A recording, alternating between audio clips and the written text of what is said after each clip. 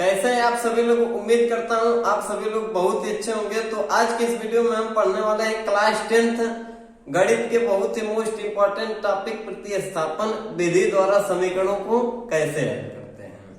ठीक, तो यहाँ पे हम दो चर वाले रैखिक समीकरण को ले लिए हैं। इसको हल करके हमें x और y का मान निकालना है। तो हम कैसे आसान तरीके से लगाएंगे, आप लास्ट तक वीडियो को अंत तक जरूर देखें।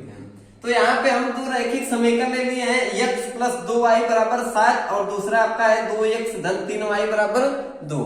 ये जो समीकरण है हम इसको नाम दे देते हैं समीकरण नंबर 1, इसको दे देते हैं और इसको दे देते हैं समीकरण नंबर 2।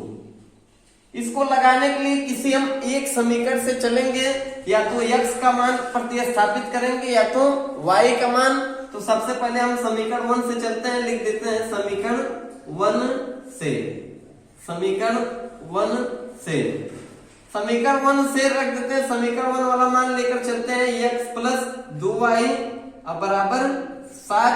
तो यहाँ पे हम आपसे बताए हैं कि केवल x या तो y का मान अकेले निकालेंगे।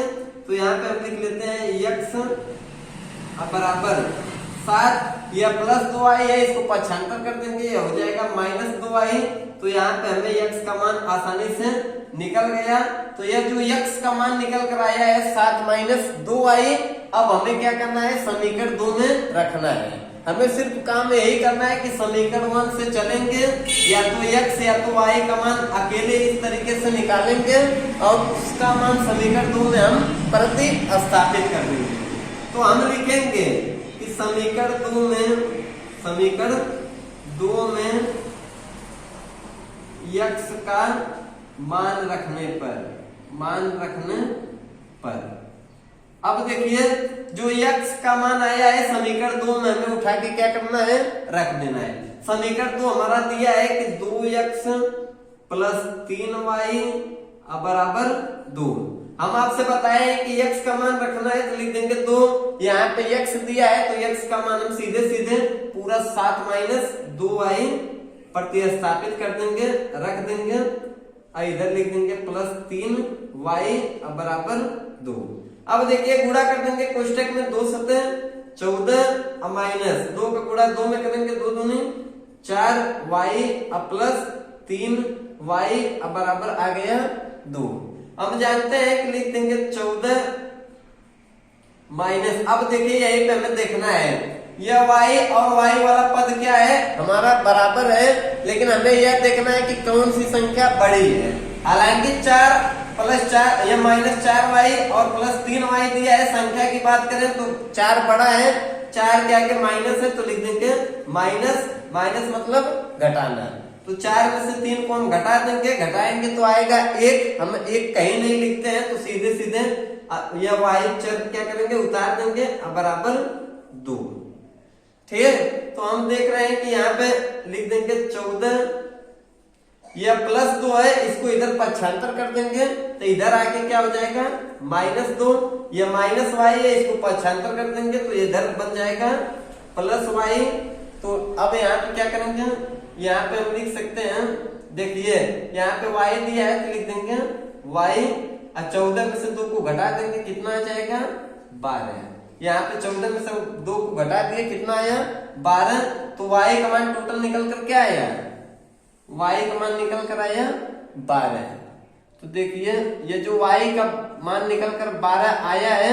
अब चाहे हम समीकरण 1 में रखें, चाहे इसका मान समीकरण 2 में रखें, हमें आसानी से x का मान क्या हो जाएगा, निकल जाएगा।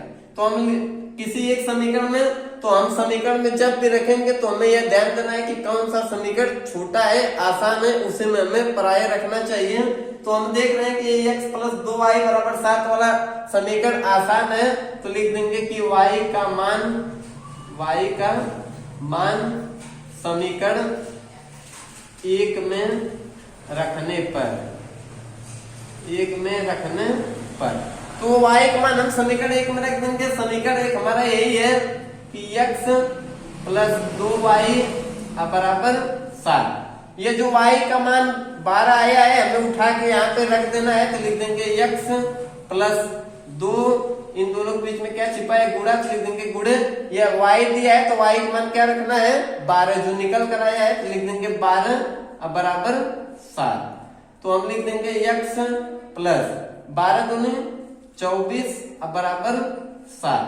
हम देख रहे हैं कि x बराबर 7, या प्लस 24 है उधर ले जाएंगे माइनस 24, तो लिख देंगे x 7 में से 24 घटेगा नहीं, लेकिन बड़ी संख्या क्या क्या माइनस है तो लिख देंगे माइनस, उधार लेंगे 14, 14 में 7 गया 7 और यहाँ पे बचा 1। तो इससे हमारा पता यह चला कि ये जो हमारा x का मान निकल कर आया है, ये x का मान निकल कर आया है -17, और जो हमारा y का मान निकल कर आया है +12। हालांकि हम प्लस नहीं लिखते हैं तो सिर्फ लिख देंगे 12। तो इस तरीके से हम आसानी से प्रतिस्थापन विधि से समीकरण को हल करके x और y का मान निकाल सकते हैं और बोर्ड एग्जाम में आसानी से 6 नंबर ला सकते हैं। वास्तव में यदि वीडियो से आपको थोड़ा सा भी मदद मिलती है बोर्ड एग्जाम में तो वीडियो को लाइक कमेंट कर दें, और चैनल पर नए हैं तो चैनल को सब्सक्राइब कर दें।